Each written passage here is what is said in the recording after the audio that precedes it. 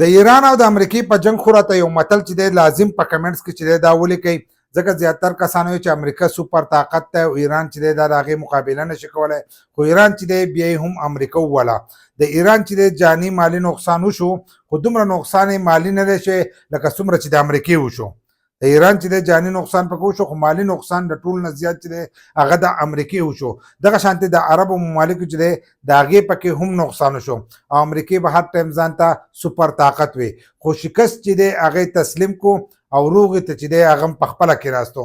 تر اوسه پورې وی چې ایران چې دی هغه به ځان مذاکراتو ته تیاروي، په ټایم باندې چې دی ده هم هار منلی و، ټایم په ټایم به بیانونه چې دي دا به راتلل. نو اوس ایران چې کم شرطونه یې ښودو، شرطونه هم د هغه ومنلی شو، د هغه چې کومې روپۍ دي هغه روپۍ چې دي هغه له هم ورکړی کېږي. نو تاسو لازم د دې په باره کې چې دی یو کمنټ چې دی دا لازم وکړئ. زه خو به درته دا دغه وکړم چې غر که هر څومره لوړ شي خو په سر باندې چې دی دا لاره نو دا لاره چې دی دا ایران دی او دا غر چې دی دا امریکا ده. نو تاسو راته هم یو متل چې دی دا ډالۍ کوي لازم د دې امریکې او د ایران د جنګ په باره کې.